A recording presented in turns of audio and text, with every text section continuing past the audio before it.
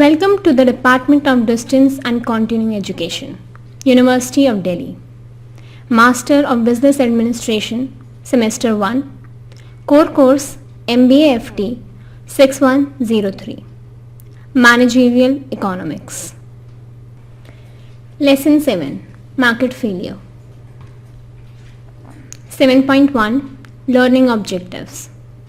This chapter aims to impart the following learning objectives. 1. Introduction to cycle of economic activities. 2. Introduction to the concept of market failure and types of market failure. 3. Introduction to causes of market failure. 4. Introduction to consequences of market failure. 5th, Introduction to remedies of market failure. 7.2, Introduction. Economies witness simultaneous interplays of innumerable factors and stakeholders. The simultaneous interplay of innumerable factors and stakeholders in the economic system makes the economy a very complex system and are designed to completely understand the actual impacts of complex and cyclical economic activities and respond to. Moreover, the whole economic system is arranged in a systematic hierarchy of horizontal and vertical structures. It includes the governments, regulators, consumers, producers, global intergovernmental organizations and specialists, lobbyists as the main stakeholders. These stakeholders of the economy all together act and react to create demand and supply in an economic system, while the market itself tries to bring the economic system in equilibrium. The following graph shows the circular flow in an economic system. In any economic system, there are millions of buyers, consumers, sellers, producers, and other commercial and non-commercial institutions, along with many regulators. The flows of economic activities are circular in nature. The economic activities undertaken by any stakeholders have direct or indirect impact on that stakeholder as well as the economic activities too. Because of the presence of a large number of stakeholders interacting simultaneously, the whole economic system and the impacts of the economic activities on the stakeholders as well as the economic activities become very complex. These impacts are of varying degrees and directions, further increasing the complexities. Case study: the impact of economic activities in circular ways. Let us take the example of interaction between a car buyer and a car manufacturing company ABC Cars. In a car, there are thousands of small and big spare parts which have to be assembled together to make a car. Normally, a car manufacturer doesn't manufacture every part. Rather, the car manufacturer sources those spare parts from different other suppliers. Those suppliers may also be sourcing some of their raw materials and spare parts from other suppliers. So, in this process, many layers of buyers and suppliers are involved. Similarly, ABC Cars sources spare parts and equipment from hundreds of companies. If a consumer buys a car from ABC Cars, the money that is paid by the buyer would go in the hands of a large number of stakeholders in varying amounts who have directly or indirectly contributed to the manufacturing of the car along with sales of the car. However, the buyer is working for one of the suppliers of automotive microchips for ABC Cars. This creates a very complex cycle of economic activities in which every stakeholder plays a very important role, and any disturbance with any of the stakeholders in any ways would lead to a lot of problems for almost every stakeholder in the cycle. Due to the coronavirus pandemic, ABC cars had to face shortages of automotive microchips. As a result, the cost of microchips increased significantly, leading to increased car prices. This has adversely impacted ABC cars as well as the automobile industry as a whole. The adverse impact of automotive microchips was not limited to only the ABC cars and automobile industry, but the whole economy, also along with the consumers and buyers. In the economic decision sphere, the government has three fundamental functions such as macroeconomic, microeconomic and distributive. This chapter focuses on the microeconomic function of the government. In the context of the microeconomic functions, the government has two main roles. One, to regulate the private market by defining and enforcing rules and intervening in case of market failures. And two, to provide some certain goods and services which are not or cannot be provided by the private market. Private markets can function efficiently only in an economic environment which is based on a well-defined rule of law promulgated by the government, enforced by the police and courts. A well-defined property right is the key instrument for the private market to function. It should be noted that the nature of the property rights as well as the ethos of property rights keep on changing over time, along with the scope of the property rights. In India, the right to property was a fundamental right, but after the 44th Constitution Amendment in 1978, the right to property ceased to be a fundamental right. However, it still continues to be a constitutional legal right. 7.3. Market failure. It is a general assumption that the markets are capable of optimally allocating resources in an economy. However, this is not always true. In certain circumstances, markets fail to optimally allocate resources, leading to inefficient economic outcomes for some. Every stakeholder takes the most rational and correct decision in self-interest. But those decisions together prove to be wrong as a whole, in which a few stakeholders or individuals are left worse off than if they had not acted perfectly in rational self-interest. Market failure refers to a situation in which the free market fails to efficiently distribute the goods and services as a result of misallocation of scarce resources. In other words, there exists a market distortion in form of difference in the quantities of goods and services demanded and supplied, and as a result, the true cost of the goods and services are not reflected in the prices of the goods and services. Market failure does not imply that the market is not working at all. Rather, it means that the market is not functioning efficiently and unable to produce the goods and services which are wanted by the consumers. In a typical free market economy, the prices of goods and services are determined by the forces of demand and supply. Any change in the one force results in the price change and corresponding change in the price of the other force. These changes lead to price equilibrium. However, in a situation of misallocation of resources and resultant inefficient distribution of the goods and services, a state of disequilibrium in the market comes into force, and it is known as the market failure.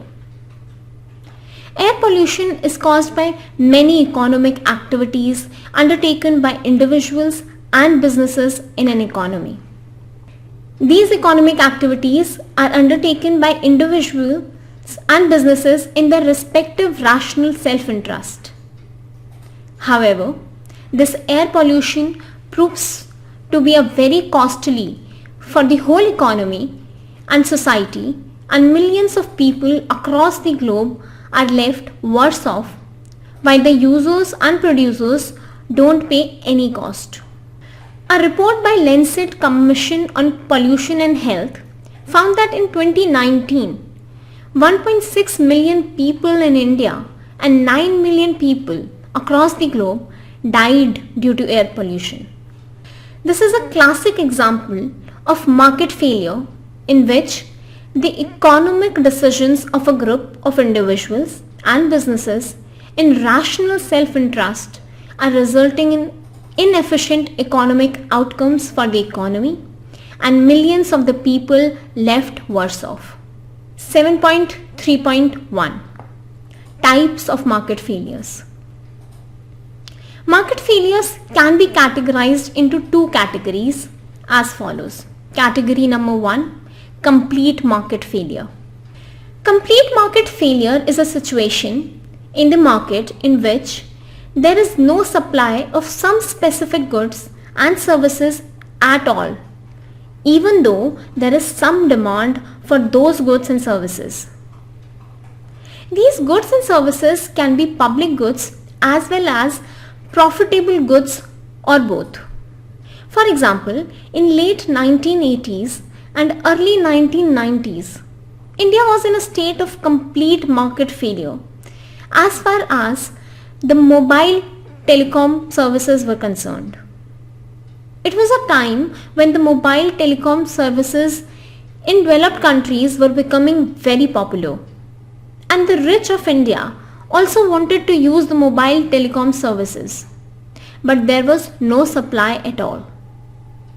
However, there is often very little likelihood that profitable goods or services are not supplied at all in the market even after some demand. Complete market failure is often an ideal situation in today's modern economic world. Possibly, there are no goods and services which are not being supplied if there is some demand for it. Category number 2, partial market failure. Partial market failure is a situation in the market in which the market is functional, but the supply of the goods and services are either inadequate in quantity or prices disproportional. Basically, when the market for the particular goods or service is in its initial stage, it is natural that there exists some form of partial market failure. This is a very common phenomenon, and most of the goods and services at one point of time in their life cycle have to face such market failures. For example, the mobile telecom services in late 1990s in India were experiencing a state of partial market failure as the supply of mobile telecom services were very limited and prices were disproportional. 7.3.2 Causes of market failure. There are several reasons due to which market failure occurs in the market. A few of those reasons are as below. 1. Externalities. In economics, externality or the external cost refers to the indirect cost or benefit to an involved third party who is not associated with the transaction. In other words, an externality is the cost or benefits that results from a transaction and has impact on a third party who is not associated with the transaction but has to be affected with the benefit or cost. Air pollution caused by motor vehicles is an example of externalities. The cost of air pollution caused by motor vehicles in an economy is neither paid by the users nor producers, while the society and the economy has to suffer from the air pollution as a whole, and millions of people become sick and die every year from the air pollution. Types of externalities. The impacts of externalities can be positive or negative. So, externalities are categorized as positive externality and negative externality. Positive externality. A positive externality is an externality that impacts the third party positively. In positive externality, the unassociated third party is benefited from transactions of other parties.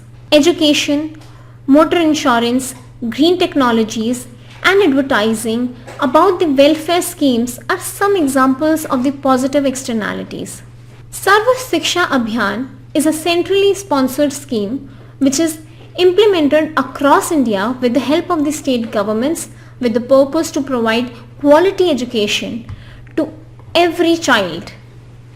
It is an example of positive externality. Access to quality public education to every child directly educates the children, but the benefits of the quality education to every child spill over to the whole society and economy in the form of more informed citizens and employable youth for the economy. Negative externalities. A negative externality is an externality that impacts the third party negatively.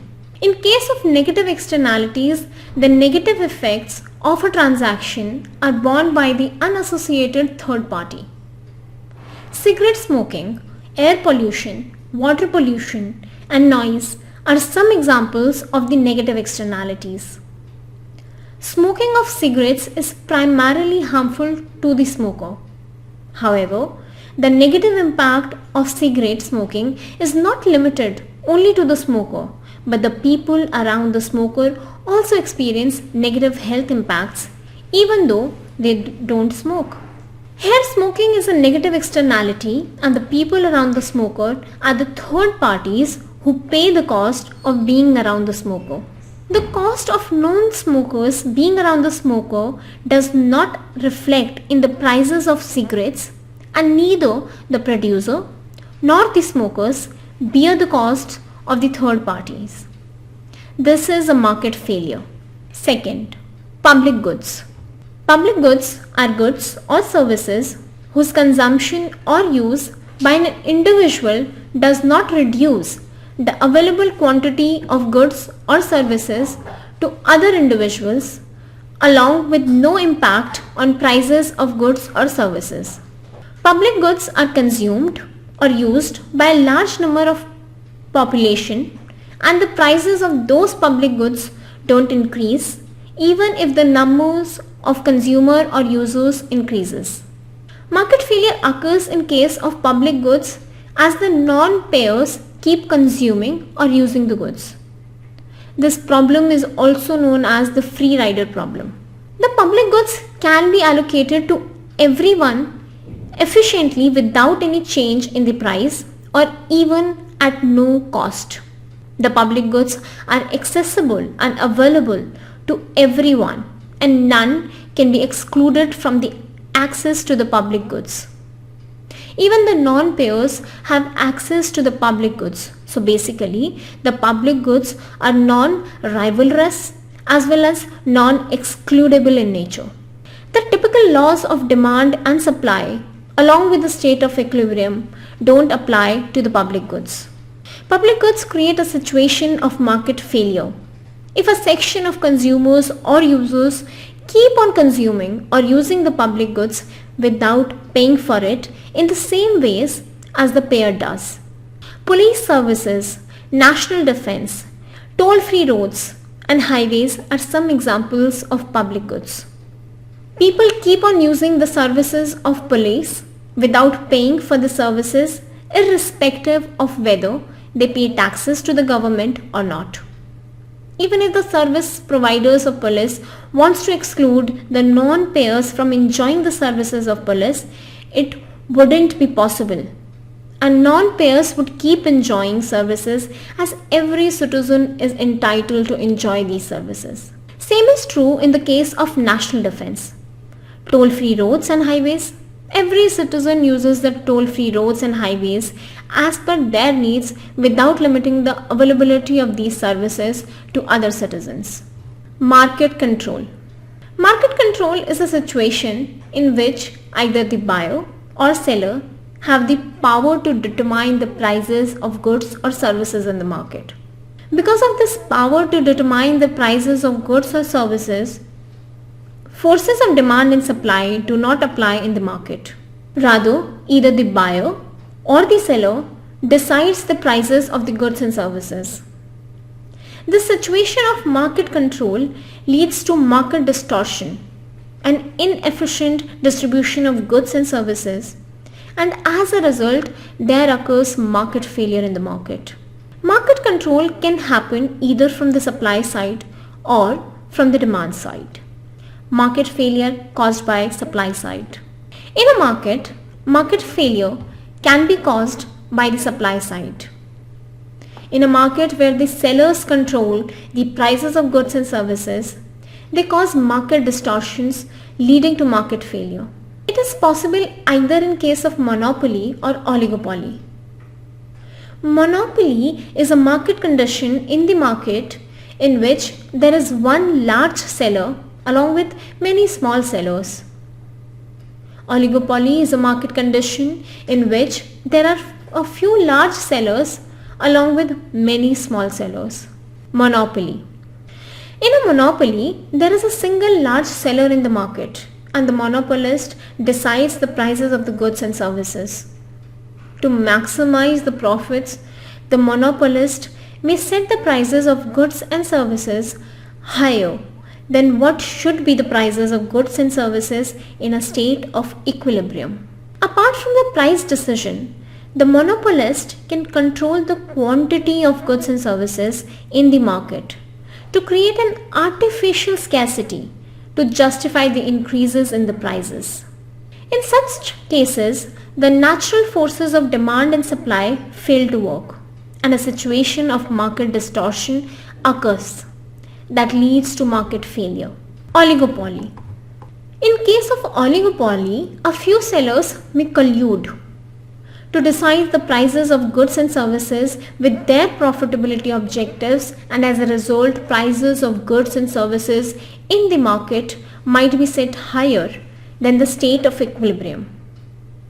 Apart from the price decision, the sellers in the oligopoly can collude to control the quantity to create an artificial scarcity of goods and services to justify the increase in the prices. In such cases, the natural forces of demand and supply fail to work and a situation of market distortion occurs that leads to market failure. Market failure caused by demand side. In a market, market failure can also be caused by the demand side. In a market where the buyers control the prices of goods and services, they cause market distortion leading to market failure. It is possible either in case of monopsony or oligopsony. Monopsony is a market condition in which there is one large buyer along with many small buyers. Oligopsony is a market condition in which there are a few large buyers along with a large number of small buyers. Monopsony.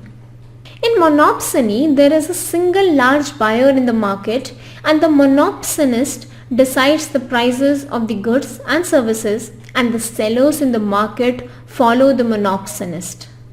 To maximize the profits, the monopsonist may set the prices of goods and services lower than in a state of equilibrium. In such cases, the natural forces of demand and supply fail to work and a situation of market distortion occurs that leads to market failure. Oligopsony. In case of oligopsony, a few buyers may collude to decide the prices of goods and services with their profitability objectives, and as a result prices of goods and services in the market might be set lower than the state of equilibrium. In such cases, the natural forces of demand and supply fail to work and a situation of market distortion occurs that leads to market failure. Asymmetric information. In the modern times, information is one of the most important pillars of businesses, and lack of information or information not in time can prove to be fatal to businesses as well as individuals.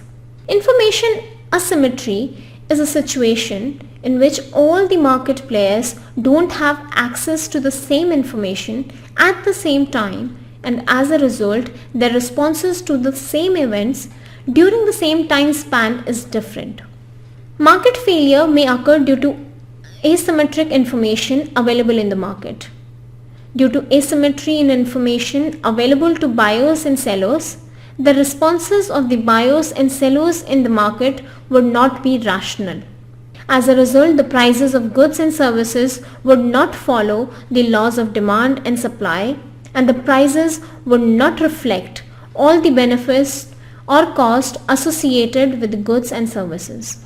In such circumstances, neither the distribution of goods and services would be efficient, nor would the allocation of resources be optimal. As a result, the economic output would not be efficient and market failure would occur. The lack of information or asymmetric information has different impacts on the buyers and sellers. Lack of information about the actual benefits of the goods and services on the buyer's side may result in the willingness of the buyer to pay a higher price. This would lead to a market distortion as the laws of demand and supply would not apply. Similarly, the lack of information on the seller's side may result in the sellers selling goods and services at lower prices than the actual opportunity cost of the goods and services. This would again lead to market distortion. As a result, in such a situation, there occurs market failure in the market. 7.3.3 Consequences of market failures. There are several consequences of the market failures in an economy. The consequences of market failures for any economy may vary from time to time and magnitude and can be felt over different time durations. In some cases, the consequences might be felt for a short term with very low magnitude, while in some cases, the consequences of market failure can be felt in the long term with very high cost for the economy and the market. The consequences of market failures are always grave for the economy in the general and the affected group in particular. The cost of market failure is not just limited to the economy and the affected groups, but it is self-inflicting also. In the long term, market failures, mainly caused by monopolies, tends to harm the monopolies too. It is not an easy task to map all the possible consequences of the market failures. However, some of the consequences of market failures are as follows. 1. Market dominance by monopolies. The market failure caused by the monopolies in the market has an overreaching impact on the markets. As a result of monopolies, the monopolist may affect the market from two sides, that is, price side as well as quantity side. It is quite possible that the monopolist may charge higher prices for the goods and services than the associated benefits. Similarly, the monopolist may create a situation of artificial scarcity of goods and services through underproduction. These both conditions would have a negative impact on the consumer welfare, and the interest of the consumers would be compromised as a result. However, in the long term, market failures are self-inflicting for the monopolies too. Second, factor immobility. Factor immobility refers to a situation in which the factors of production like capital and labor are challenging to move between the various geography of an economy. Market failures in the market often leads to a situation of factor immobility, which results in the increased unemployment due to underproduction and loss of productive efficiencies in the market. Geographical immobility is an example of factor immobility. Due to high cost of living, rents, and other related expenses, it becomes unaffordable for people to move from one area to another area. Another example of factor immobility is occupational immobility. Due to lack of skills or experience, it is difficult to move between different jobs. Third, rising inequality. In case of market failures, the market can cause a situation in which the distribution of income is less unequal and the income and wealth may concentrate in few hands. As the result of market failure, poverty in the economy may increase, leading to more complex problems in the economy such as malnourishment. As the result of market failure, poverty in the economy may increase, leading to more complex problems in the economy such as malnourishment, lack of healthcare services, increasing gap in education level of the citizens, and discrimination in different contexts. Fourth, supernormal profits. Another consequence of market failure is supernormal profits earned by the monopolist or the firms in oligopoly. The supernormal profits not only distort the market but directly impacts the consumers in the form of high prices, as well as it becomes an instrument for killing the competition in the market, as well as unchecked and possibly unethical practices. Lack of competition may result in underdeveloped markets, no incentives for new inventions and processes, as well as innovations. In today's modern times, when new technologies, innovations, new knowledge and processes are keys for economic growth, the supernormal profits earned by the monopolist may lead to status quo in the market, and as a result, the market may be left behind the developments taking place in the new world order. In the telecom sector in India, before the mobile communication took off in the late 1990s, BSNL, MTNL and VSNL were the monopolies for voice and data services in India. But India couldn't catch up with the rest of the world as far as the technology was concerned. Not only the technology but the telecom services were not accessible to most of the citizens and were considered to be luxury. Fifth, undersupply of public goods. Normally, public goods are not economically profitable for the businesses. So these public goods are often not on the list of the profit and rent-seeking businesses. However, these public goods are very important for an economy, for economic growth and development, along with the businesses in that particular market as well. As a result, there may be an undersupply of public goods if there is no government intervention. Sixth, pollution. Pollution is another result of market failure.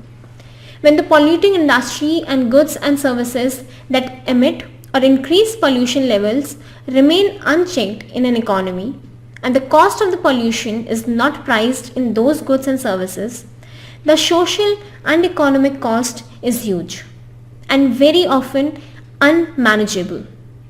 The Lancet report clearly indicates that in 2019, 2.6 million individuals and more than 9 million individuals died due to air pollution and pollution respectively in India alone. 7.3.4 Remedies of market failure. It is very important for economies to eliminate the failures. In order to eliminate the market failures, there are many remedies that can be implemented. Those are as follows. 1. Use of legislation. Legislations are one of the tools that are used by the government to correct the market failures. Most legislations aimed at correcting market failures focuses on changing the behaviors of the stakeholders. For this purpose, the government uses redistributive or punitive taxation to reinforce the desired behavior in the individuals and businesses. Imposing high penalties on vehicles without pollution certificates or banning cars with a life of more than 15 years in some cities in India is an example of use of legislation to correct market failures. This punitive taxation or measures aim at bringing change in the behaviors of the citizens and businesses. Second, price mechanism. Price mechanisms are the policy response from the government designed to change the behaviors of the producers as well as the consumers, both with one single tool. With the help of price mechanism, the government aims to either discourage or encourage a habit. The products that cause harm to the consumers, the government increases the taxes on them with the purpose to decrease the consumption by creating a barrier in the form of high prices. For example, the government imposes very high taxes on cigarettes and alcohol to decrease the consumption of these products to bring down the negative impact on the third parties. The products that are good for consumers or the ecosystem, the government provides subsidies or decreases the taxes to reinforce a particular habit. For example, the government is providing subsidies on electric vehicles so that people use electric vehicles more so that pollution can be checked. Third, price floor and price ceiling. The government uses the strategy of price floor and price ceiling to support a particular group of industries or consumers to make their life better off. By doing so, the government ensures that the interest of the consumers or the producers are protected. The government uses the strategy of price floor to ensure that a particular set of producers get the minimum prices for their products. The minimum support price MSP for the agriculture products in India is an example of price floor.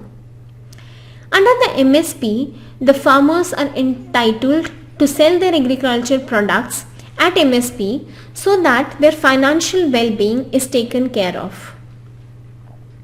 The government uses the strategy of price ceiling to ensure that the prices of particular set of goods and services don't breach the desired levels. The sale of grains using the public distribution system PDS in India is an example of price ceiling.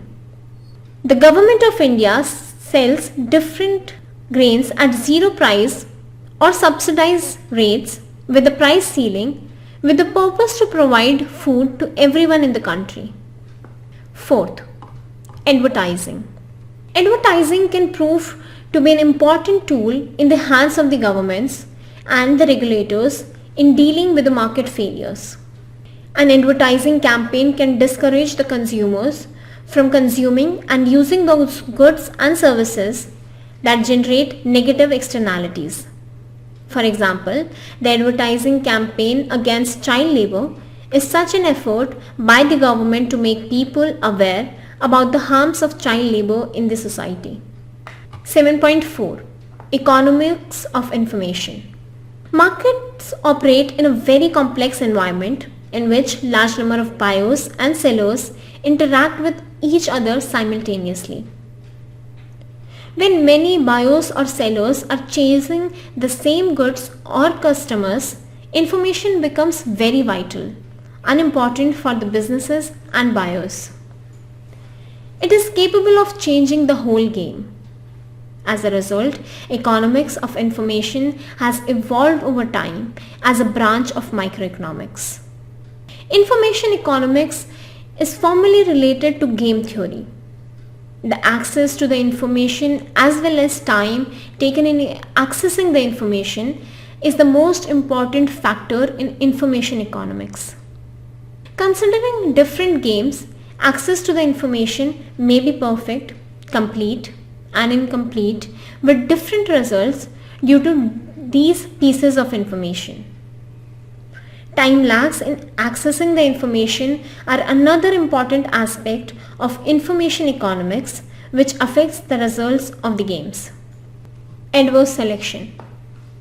Adverse selection is a situation in which the market participants have different levels of information access, and as a result, the choices of the market participants lead to one party having advantage over the other party. the adverse selection process may lead to market failure and consequently market collapse. Basically, it is related to information asymmetry. One of the most famous and classical examples of adverse selection is illustrated by George Akerlof in The Market for Lemons. Moral hazard. Moral hazard is a situation in which an economic actor has an opportunity to get an incentive by increasing its exposure to risk. This risk can be unusual and the economic actor does not have to bear the cost of the increased risk. For example, a real estate management company decides to not incur any additional cost to maintain the old but insured building and allow an adverse situation so that it collapses. In such cases, the real estate management company would have an incentive in allowing the collapse of the building. 7.5 Conclusion. Markets always don't lead to efficiency. In cases of market failure, the economic outcomes are inefficient and the allocation of the resources is not optimal. As a result, the market failure leads to underproduction, inefficient skilling of labor, high unemployment, and income inequalities. In such situations, government intervention can correct the market failures, leading to better market conditions with lower negative externalities. 7.6 Summary. 1. The flows of economic activities are circular in nature. 2. India is a mixed economy with a private market in which buyers and sellers exchange goods and services for money or other goods and services. Third, in certain circumstances, markets fail to optimally allocate resources, leading to inefficient economic outcomes. Every stakeholder takes the most rational and correct decision in self-interest for themselves. But those decisions together prove to be wrong as a whole, in which a few stakeholders or individuals are left worse off than if they had not acted perfectly in rational self-interest. Fourth, market failure refers to a situation in which the free market fails to efficiently distribute the goods and services as a result of misallocation of scarce resources. Fifth, in a typical free market economy, the prices of goods and services are determined by the forces of demand and supply. Sixth, market failures can be categorized as complete market failure and partial market failure. Seventh, there are several reasons due to which market failure occurs in the market, such as externalities, public goods, market control, and asymmetric information. Eighth, there are several consequences of the market failures in an economy, such as market dominance by monopolies, factor in mobility, rising inequality, supernormal profits, undersupply of public goods and pollution, etc. Ninth, there are many remedies that can be implemented to correct market failures, such as use of legislations, price mechanism and advertising, etc. Thanks for listening.